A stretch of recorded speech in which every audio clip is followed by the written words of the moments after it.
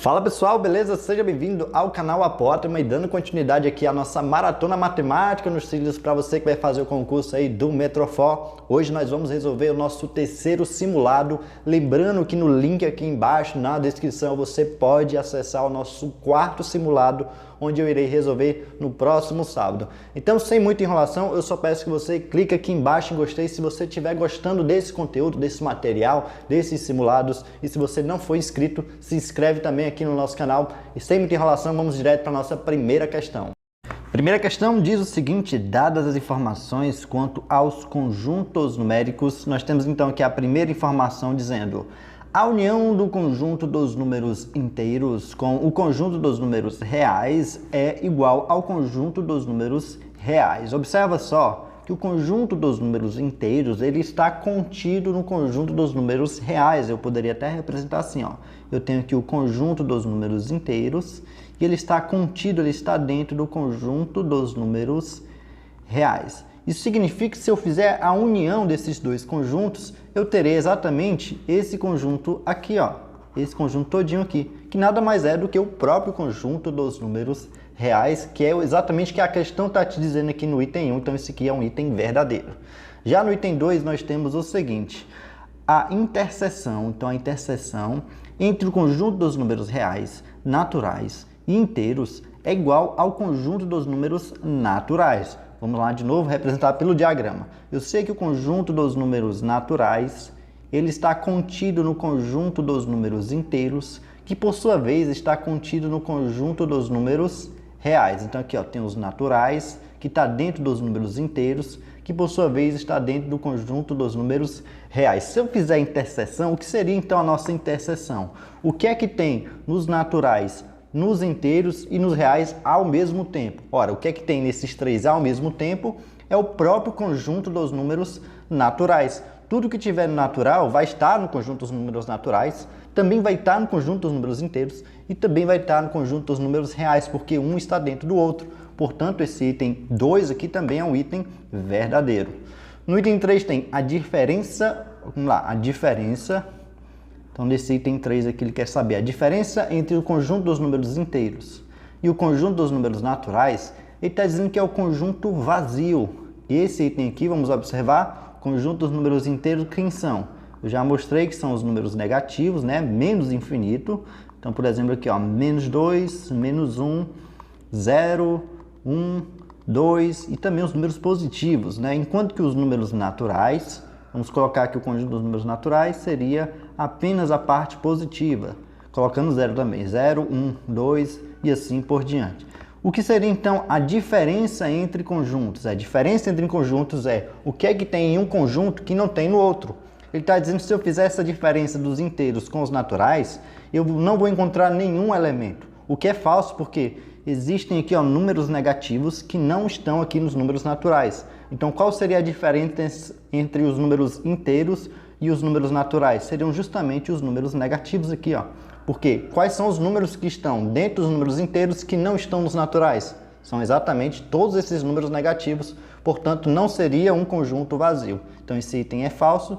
Então, nós temos aqui como item verdadeiro o item 1 e o item 2. O item 3 é falso. Então, verifica-se que apenas está correto em 1 e 2, que é então o nosso item C de casa aqui. Então, vamos aí para a questão de número 2. 3 plantações de cana-de-açúcar são pulverizadas por 3 aviões. Então, nós temos aqui 3 aviões diferentes em horários também diferentes. O primeiro avião pulveriza a cada 4 horas aqui. O segundo a cada 5 horas e o terceiro a cada 7 horas.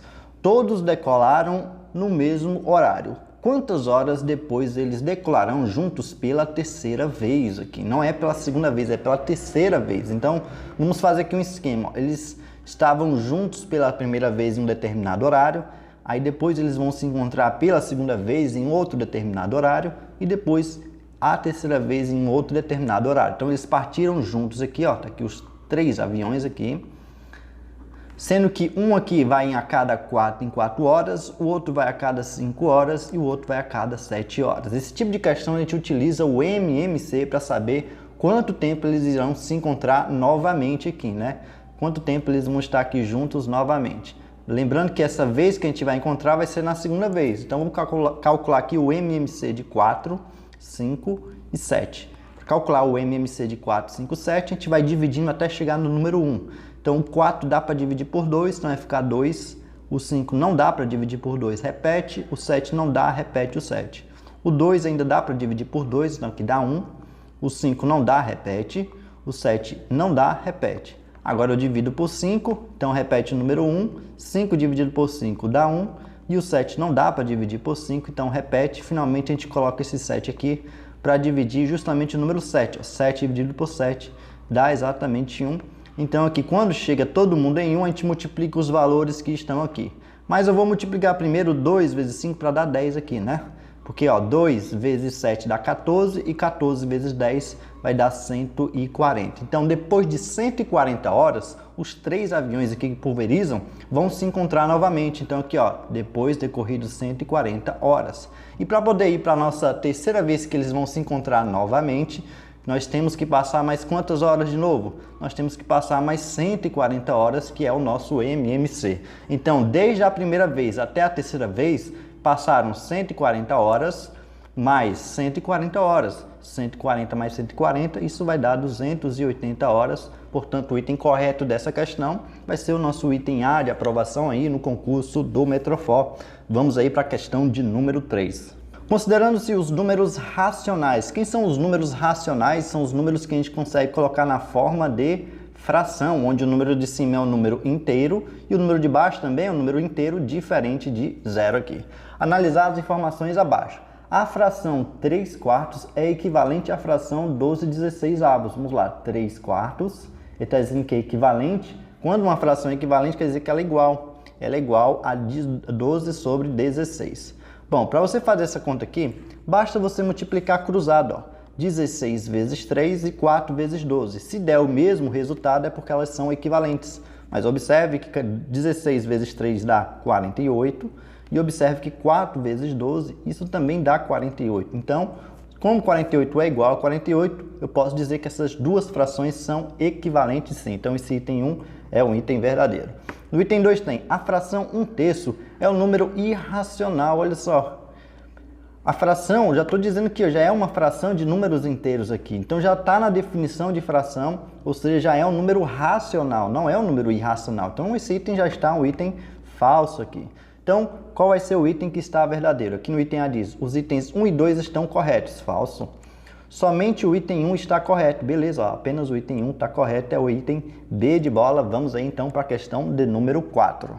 As turmas A e B de um determinado curso superior possuem o mesmo número de alunos. Ok, tá? Essa informação é importante. Na turma A, então vamos primeiro analisar a turma A. A razão entre o número de mulheres e o número de homens nessa ordem é igual a 2/3.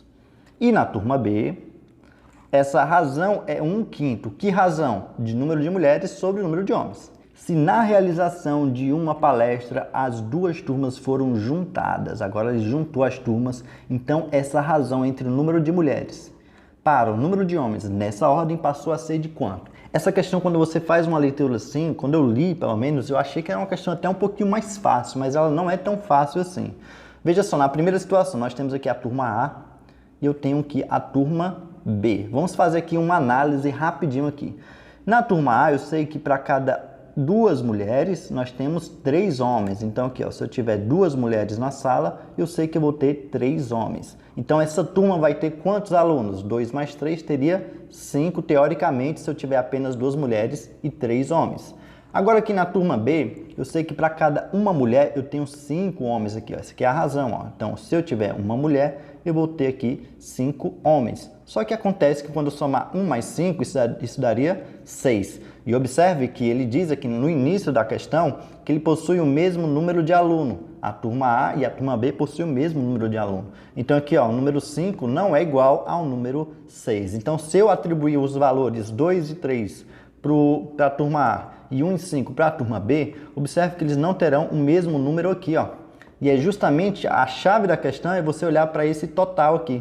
Então eu vou encontrar uma proporcionalidade que me faça com que a turma A tenha o mesmo número que a turma B, o total aqui, né? Que a gente está encontrando que é o total, ó. Total da turma A e o total da turma B. E para encontrar o total que sejam iguais, basta eu multiplicar então esse 5 aqui pelo número 6 que está aqui.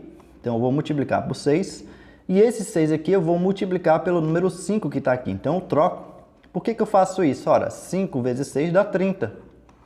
Enquanto que 6 vezes 5, isso aqui vai dar 30. E aí eu vou ter o mesmo número de alunos, tá vendo? 30 aqui e vou ter 30 aqui na turma A e turma B. Agora a gente vai fazer a multiplicação, já que na turma A eu multipliquei por 6, eu tenho que multiplicar por 6 também nos outros dois números aqui, ó. Multiplicar por 6 e multiplicar por 6. Então o número de mulheres vai ficar 2 vezes 6 dá 12, 3 vezes 6 dá 18, e observe que se eu somar 12 mais 18, isso realmente vai dar 30 alunos aqui.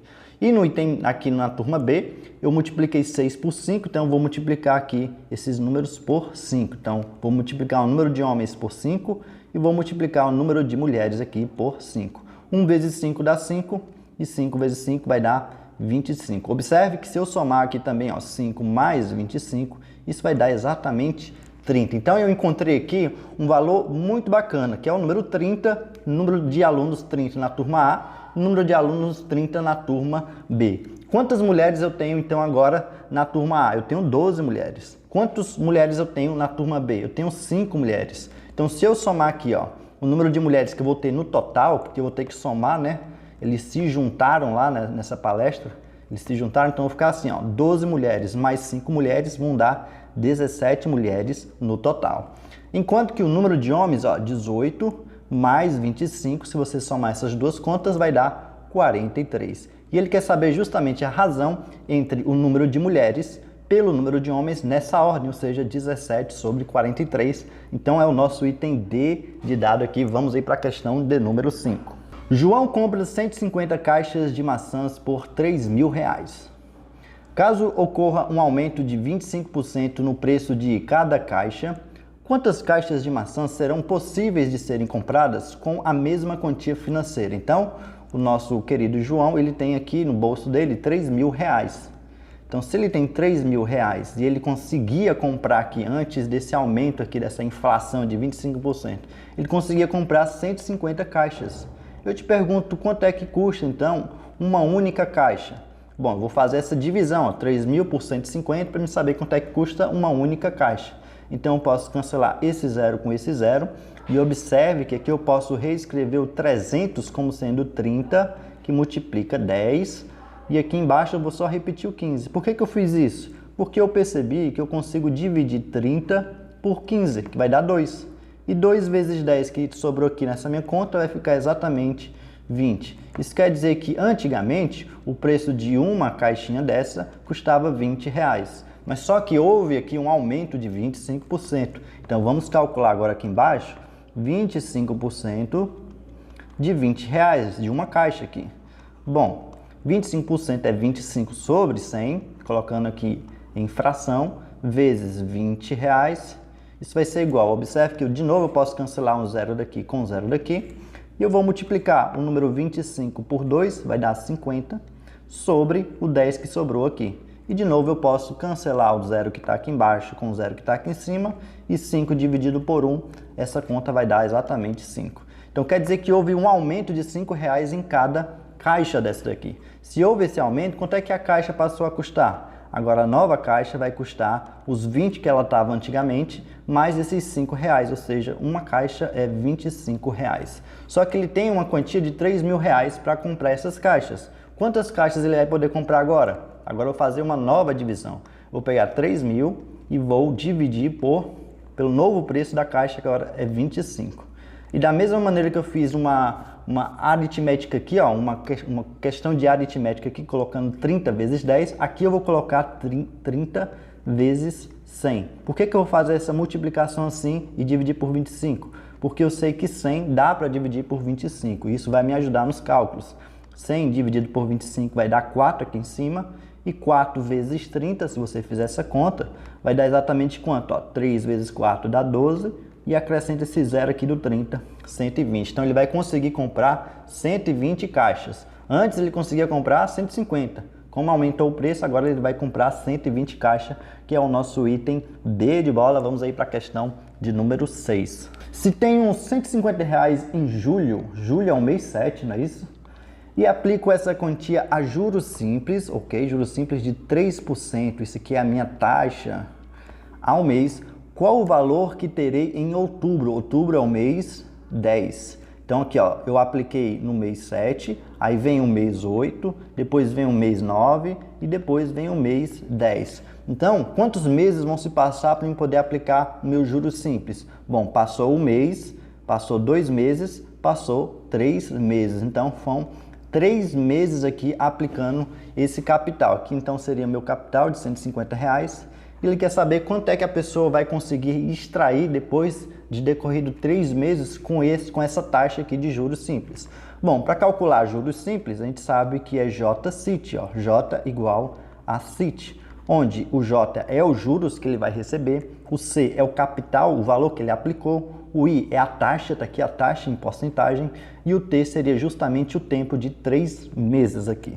Observe que a taxa é 3% ao mês, e observe que a quantidade aqui de tempo também é em mês, então está na mesma unidade. Então aqui, ó, juros simples vai ser igual, capital foi de R$150, vezes a taxa foi de 3%, que eu já vou colocar na forma de fração, ó, 3 sobre 100, vezes, e observe aqui que o tempo foi de 3 meses.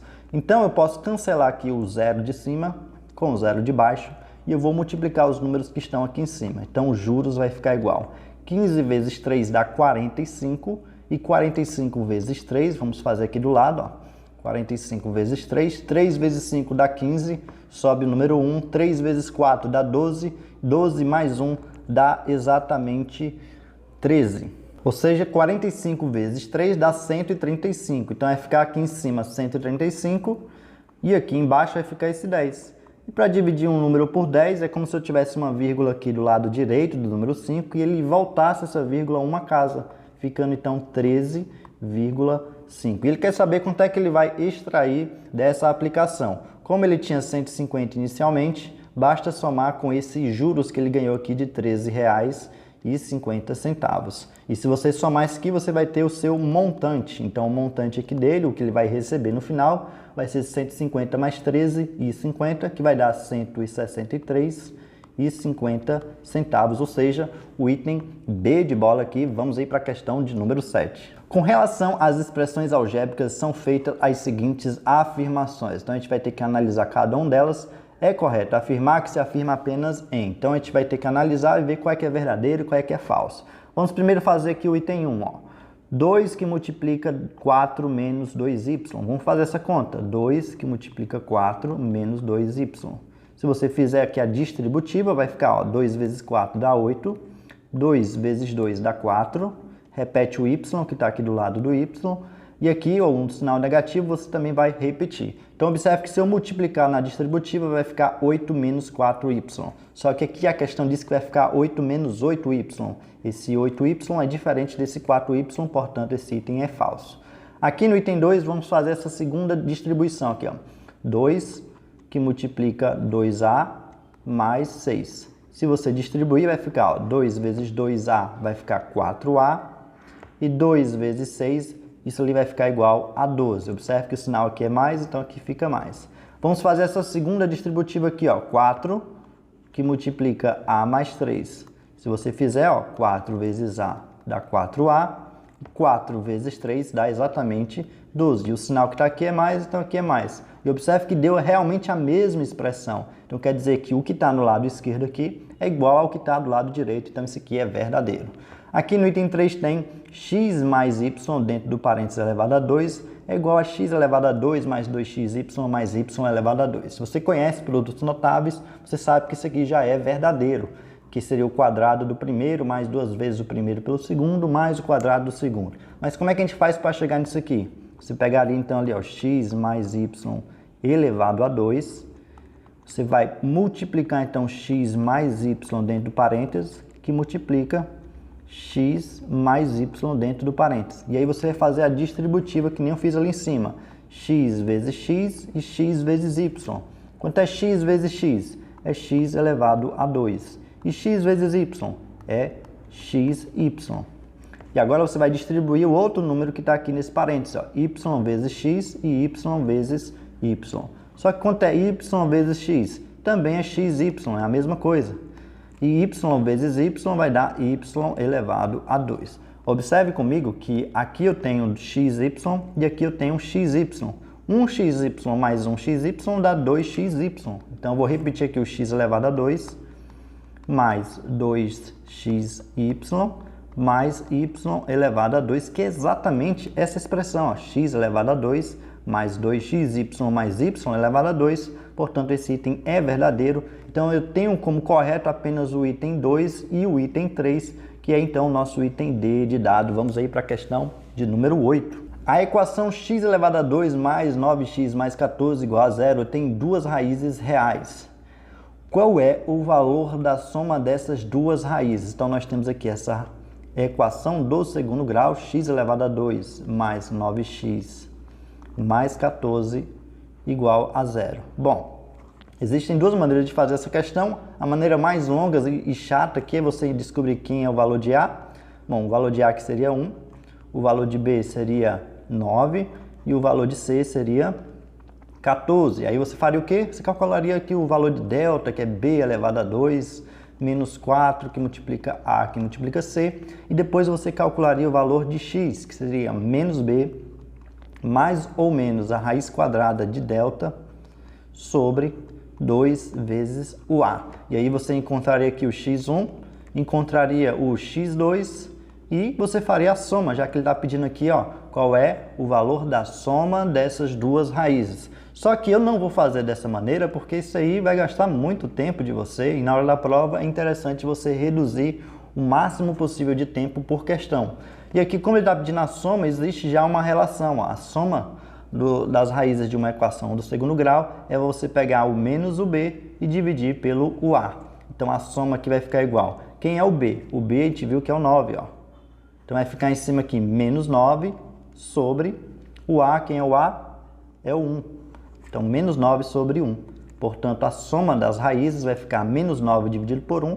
Isso vai dar menos 9, ou seja, o item C de casa. Mas se você não sabia da soma das raízes, você teria que fazer esse processo aqui, você ia ter um pouquinho mais de trabalho. Mas o importante também é acertar a questão. Se você fez por isso, não tem problema, mas já saiba que a soma das raízes você calcula como menos B sobre A. E se ele tivesse pedido o produto das raízes, seria o C sobre o A. Também existe essa fórmulazinha aqui. Vamos aí para a questão de número 9. Um anagrama de uma palavra é uma reordenação de suas letras. Por exemplo, Roma e Maro são anagramas da palavra amor.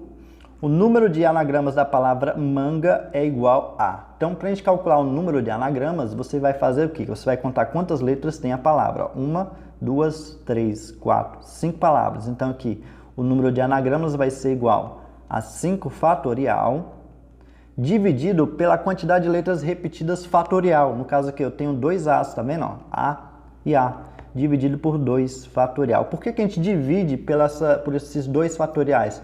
Porque se eu trocar de lugar aqui o A com a palavra continua sendo a mesma, né? Vai ficar manga do mesmo jeito. Então, quando eu troco o A pelo outro A, eu não mudo a minha palavra. Eu quero palavras diferentes em anagramas. Então, a gente divide para poder justificar, tirar essa repetição de palavras.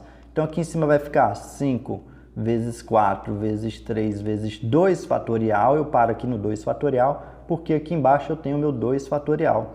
Quando eu faço isso, eu posso cancelar o 2 fatorial com 2 fatorial. E agora vai ficar essa conta. 5 vezes 4, 20. E 20 vezes 3 dá 60 palavras aqui, 60 anagramas que eu posso formar com a palavra manga, ou seja, item C de casa. Vamos aí para a nossa questão de número 10. Uma sala retangular com 4 metros de largura e 18 metros de perímetro será reformada e terá sua largura aumentada em 1 metro.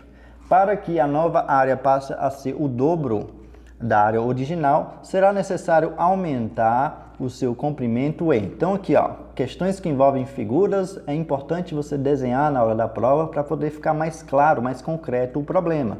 Eu tenho originalmente aqui uma sala retangular, onde 4 metros são de largura. Então vou colocar aqui do lado 4 metros, Observe que aqui no início ele não te falou o comprimento, ele só te deu o perímetro dessa figura. E o perímetro de um retângulo é a soma dos 4 lados. Esse aqui é 4 metros, aqui também é 4 metros. E observe que aqui eu posso chamar de x e aqui também vai ser x. Então, qual seria aqui o meu perímetro? Bom, o meu perímetro seria você somar todos os 4 lados. 4 mais 4 aqui dá 8 metros e x mais x dá 2x. Ele disse que se você fizer esse perímetro, vai dar quanto? Vai dar 18 metros aqui, ó. Então, isso aqui vai ser igual a 18. Passa esse 8 para o outro lado, subtraindo. Então, vai ficar 2x igual a 18 menos 8. Então, vai ficar 2x igual a 18 menos 8 dá 10. Passa agora esse 2 que está multiplicando, dividindo. Vai ficar 10 dividido por 2. Conclusão, o valor de x aqui, que é o valor do comprimento, é igual a 5 metros. Ou seja, eu posso apagar aqui o valor de x e eu posso já colocar aqui o valor dele, que a gente encontrou que é 5 metros. Então, nós temos que nossa sala retangular inicialmente tinha comprimento de 5 metros e tinha largura de 4 metros. E observe que se você somar aqui esses 4 lados, de fato vai dar 18 metros. O que é que aconteceu? Houve uma mudança aqui, né? Ele disse que a largura foi aumentada em 1 metro. Então, vou aumentar aqui meu retângulo. E observe que agora a minha largura, que era 4 metros, foi aumentada de 1 metro, vai ficar 5 metros agora. Ele fala assim, ó, para que a nova área, agora está falando de área, passe a ser o dobro da área original. Então, a área dessa figura nova tem que ser o dobro dessa área aqui. Então, vamos calcular a área logo dessa área original aqui, ó. A área de um retângulo é base vezes altura. Então, a área desse retângulo vai ser 5 vezes 4, que vai dar 20. Ele quer que a área desse novo retângulo aqui seja o dobro de 20. Só que o dobro de 20 é 40 metros quadrados. E ele quer saber, então, o quê?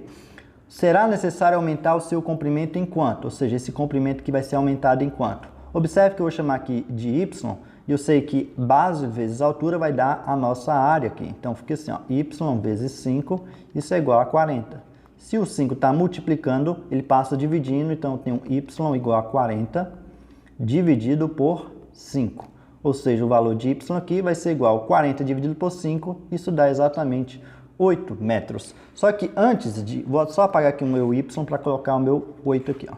Então aqui eu tenho que o comprimento é 8 metros. Só que antes a minha sala tinha 5 metros de comprimento. E ele passou para ser agora 8 metros. Quantos metros ele aumentou? Ele aumentou em 3 metros. Portanto, o item correto dessa questão vai ser o nosso item D de dado aí. Vamos para a questão de número 11. Considere o terreno ilustrado a seguir suas respectivas medidas. A área correspondente ao terreno é... Então, ele quer calcular a área dessa figura inteira aqui. Mas você consegue observar que nós temos duas figuras presentes aqui. A primeira figura é esse triângulo retângulo aqui. Por que é retângulo? Porque tem um ângulo de 90 graus aqui. Essa figura aqui é a nossa área 1. E nós temos aqui a outra figura, que isso aqui é um trapézio, que eu vou chamar de área 2. Então, de início, eu sei que para mim calcular a área total aqui, basta eu pegar a área 1 e somar com a área 2.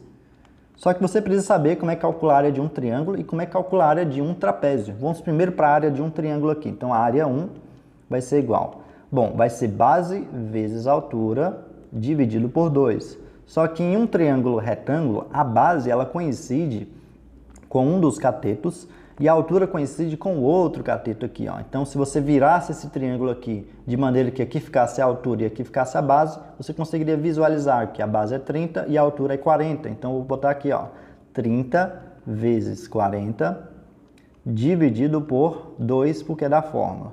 Se você multiplicar 3 vezes 4 dá 12 e repete esses dois zeros que tem aqui na nossa conta. Dividido por 2, observe que 12 dividido por 2, isso vai dar 6. E acrescentando esses dois zeros, eu vou ter que a área 1 vai ser igual a 600 metros quadrados. Então, eu já sei que minha área 1 aqui é 600 metros quadrados. Agora, a gente vai atrás da área 2. Só que a área 2, observe com vocês aqui, ó, que é a área de um trapézio. E a área de um trapézio a gente calcula pegando a base maior, somando com a base menor, multiplicando pela altura e dividindo isso aqui tudo por 2. Vamos identificar quem é, então, a minha base maior. Minha base maior aqui seria essa região aqui, ó, que eu ainda não tenho esse valor. Mas observe que eu tenho um triângulo retângulo aqui, onde eu tenho um cateto, tenho outro cateto, basta encontrar a minha hipotenusa que vai coincidir justamente com a base maior do nosso trapézio. Então a minha estratégia aqui seria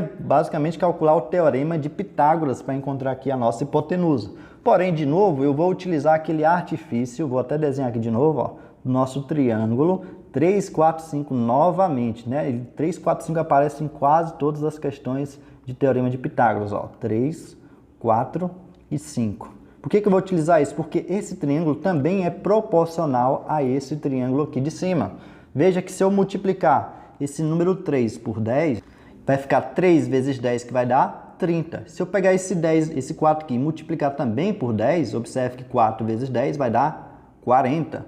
Então, basta multiplicar aqui o 5 vezes 10 e eu já vou saber que o valor disso aqui vai dar quanto? Vai dar 50. Mas se você ainda não está íntimo com essa ideia de você pegar o triângulo 3, 4, 5 e fazer a proporcionalidade, eu sugiro você fazer aí realmente o teorema de Pitágoras. Você só vai ter um pouquinho mais de cálculo para fazer, porque o meu basicamente foi multiplicar 5 por 10, aqui ó, já é 50. Eu já encontrei o valor então da minha base maior. Minha base maior é 50 metros. Quem seria minha base menor? Minha base menor é esse 30 metros aqui, enquanto que minha altura do trapézio seria esse 50. Então, vou só substituir os valores para encontrar a área 2, que é a área do trapézio. Então, a base maior, a gente viu que é 50 metros. A base menor, a gente viu que é 30 metros. Se eu multiplicar isso aqui tudo pela altura, que é 50 metros, e dividir por 2, eu vou então encontrar a área 2. Só que a área 2 vai ser igual 50 mais 30, isso vai dar exatamente 80, vezes 50, dividido por 2. Aqui você pode ou multiplicar esses dois números de cima e dividir por 2, ou você divide logo aqui, ó, 80 por 2 e depois multiplica por 50. Eu vou preferir fazer isso aqui, porque observa, a área 2 vai ficar igual 80 dividido por 2 dá 40, vai ficar 40 que multiplica 50. E se eu pegar 40 e multiplicar 50, é mais fácil você pegar o 4 e multiplicar por 5, que vai dar 20, e acrescentar esses dois zeros. Portanto, a minha área 2 vai ficar 20 acrescentado de 2 zeros, ou seja, 2.000 metros quadrados. Como ele quer saber a área total, basta a gente fazer o quê? Somar a nossa área 1, que a gente encontrou aqui, com a nossa área 2, que a gente encontrou aqui. Então, aqui a área total vai ser igual. Quanto é a área 1? A área 1 é 600 metros. Mais, quanto é a área 2? 2.000 metros. Então, se eu somar a área total, vai ser igual 600 mais 2.000, 2.600 metros quadrados, ou seja, é o nosso item A de aprovação aí no concurso do Metrofor. Vamos para a questão de número 12. Um arquivo físico precisa ser digitalizado e após uma análise inicial verificou-se que a cada processo, ou seja, aqui ó, cada processo leva 25 minutos para ser transformado em digital. Se este arquivo tem 3.000 processos, ó, a cada processo são 25 minutos. Agora está me dando uma quantidade de 3.000 processos para ser digitalizado. A quantidade de horas de trabalho para que termine essa tarefa é de quanto? Vamos lá. Então eu sei que para digitalizar eu gasto 25 minutos. Só que eu tenho que digitalizar quantos? Eu tenho que digitalizar 3.000 processos aqui, ó. 3.000. Eu vou digitalizar em quanto tempo? Em X, que aí a gente utiliza aqui a nossa regra de 3, multiplica X vezes esse 1, multiplica 3.000 vezes esse 25, que já vai dar direto a quantidade de minutos, ó. X vezes 1 vai dar X, isso é igual 3.000 vezes 25, vamos botar aqui, ó, 3.000 vezes 25, e para multiplicar isso aqui eu vou multiplicar o número 3 com o número 25 e depois acrescentar esses 3 zeros. 25 mais 25 dá 50, mais 25 dá 75. Então, fica 75, seguido de 3 zeros, ou seja, 75.000 minutos. Só que observe que a resposta que ele está pedindo aqui é 100 horas, né? Ó, tem 100 horas. Mas eu sei que também 1 hora equivale a 60 minutos. Então, se eu quiser saber quantas horas tem 75.000 minutos, basta dividir 75.000 por 60 minutos. E eu vou utilizar aqui uma ideia, porque ó, se eu dividir essa conta por essa, eu já sei que vai dar a minha resposta. E minha resposta tem que ser um desses itens aqui. Então eu vou utilizar os itens para poder marcar o item correto. Como assim? Olha só. Se eu pegar aqui o número 75 e dividir por 60, quantos 60 cabe no 75? Ora, só cabe 1. Então eu vou colocar o número 1 aqui, ó, porque 1 vezes 60 dá 60. E se eu tivesse na prova, eu já terminaria minha questão aqui. Por quê? Porque o único item que começa com 1, observa só, é o item D. É o item D de dado. Então eu já marcaria aqui o item D. Na hora da prova eu marcaria o item D, circularia essa questão aqui e depois eu retornaria só para terminar a divisão. Mas eu não gastaria meu tempo terminando essa continha aqui para poder saber se realmente é 1250. Porque o único item que começa com 1, e eu sei que a resposta aqui vai ser uma das opções, é o item D, então eu marcaria logo o item D aqui, circularia e deixaria essa questão para terminar a conta só para confirmar que a conta realmente vai dar 1250 depois. Claro que aqui eu estou resolvendo com vocês, eu vou terminar a conta. 75 menos 60 vai dar 15. Desce esse primeiro zero aqui, então vai ficar 150. Agora aqui, número vezes 60 dá o mais próximo de 150. Nem vou pensar nisso não, vou olhar aqui na minha opção, ó, tem que ser o número 2. Então eu já vou colocar o 2 porque eu sei que vai ser 2. Ó. 2 vezes 60 vai dar 120. E de fato 120 é o número mais próximo de 150. 150 menos 120, isso vai dar 30. Agora desce aqui o segundo zero aqui, que vai dar 300. 300 dividido por 60, nem vou pensar, eu vou olhar aqui na minha opção, ó, é 5. Por quê? Porque 5 vezes 60, se você fizer, realmente dá 300. E 300 menos 300 dá 0, desce esse último zero aqui, e aí você justifica colocando mais um zero. Perceba que deu 1250, ó, exatamente o item correto aqui. Então, na hora da prova, eu faria exatamente essa estratégia. Viu que deu 1 aqui e o único item que começa com 1 é o item D, marca o item D, circula a questão e depois, quando você terminar todas as questões, gastar seus neurônios com outras questões, você retorna aqui só para verificar, só para certificar que realmente dá 1250. Vamos aí para a questão de número 13. Em um triângulo ABC, um ângulo interno é o dobro do ângulo em A e o outro ângulo interno é a metade do ângulo em A. Portanto, o ângulo A é. Então, está aqui as nossas opções. Vou primeiro desenhar aqui o nosso triângulo. Então, ele está dizendo que nós temos um triângulo ABC. Então, vamos chamar aqui ó, de A, aqui de B e aqui de C. E ele diz que um ângulo interno é o dobro do ângulo em A. Então, o ângulo em A seria esse, ó. Então, vamos imaginar que o ângulo interno que ele esteja falando seja esse que está em C. Ele está dizendo que esse ângulo aqui interno é o dobro do A. Se o A for x, o ângulo interno aqui, que será dobro de x, será dobro de 2x. Ele diz que o outro ângulo interno aqui, ó, o outro ângulo interno, ele é metade do ângulo em A. Como o ângulo em A é x, então esse outro ângulo aqui interno vai ser x sobre 2. E você sabe que a soma dos ângulos internos de qualquer triângulo é sempre 180 graus. Então, eu vou pegar aqui, ó, x mais 2x, tá vendo? Ó? Mais 2x mais x sobre 2. Isso tem que dar igual a 180 graus. Acontece que x mais 2x, isso dá 3x mais x sobre 2, igual a 180 graus. E eu não gosto muito de trabalhar com fração, então o que é que eu vou fazer? Eu vou eliminar essa fração. Como é que a gente elimina uma fração numa equação?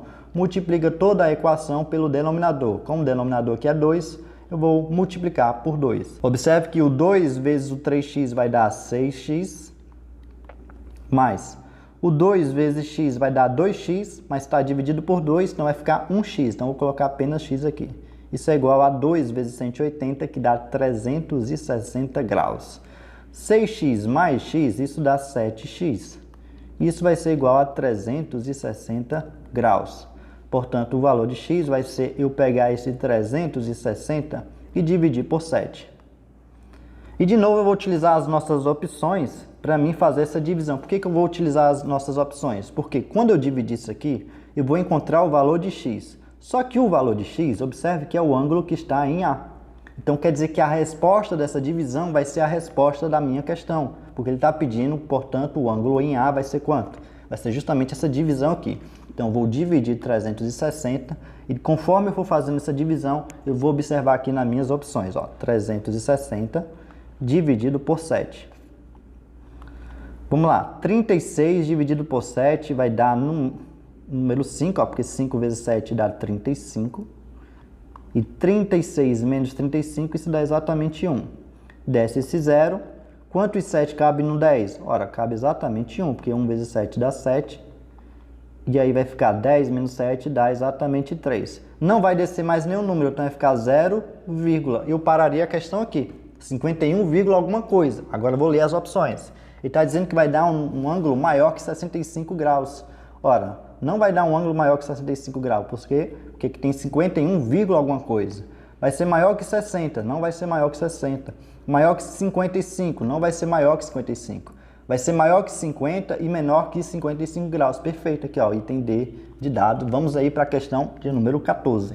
Sabendo-se que a soma dos ângulos internos de um triângulo é 180 graus e que a soma dos ângulos internos de um quadrilátero é 360 graus, qual é a soma dos ângulos internos de um polígono de 20 lados? Tranquilo, né? Basta aplicar aquela nossa fórmula da soma dos ângulos internos, que é você pegar n menos 2 e multiplicar isso aqui por 180 graus, onde esse n aqui nada mais é do que o número de lados. Como aqui ele está dizendo que é 20 lados, no lugar do n eu vou colocar 20, então a gente vai ficar assim, ó, a soma dos ângulos internos, abre parênteses, 20 menos 2, que multiplica aqui 180 graus.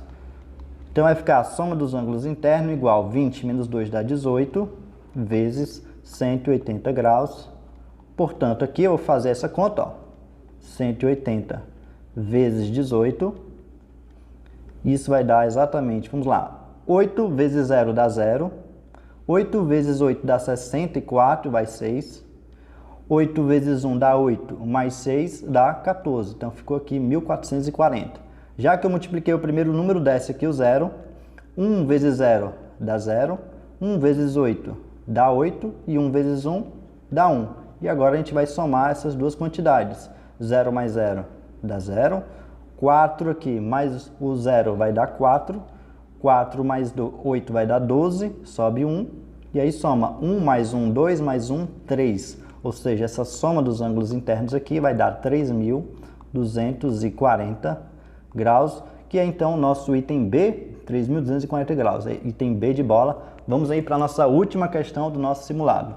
Considerando a sequência lógica 2, 2, 5, 6, 8, 18, 11, 54, 14, etc., o décimo termo aqui, ó, décimo termo e o 11º termo da sequência são respectivamente. Beleza, vamos lá. Vamos primeiro colocar essa sequência aqui embaixo, ó.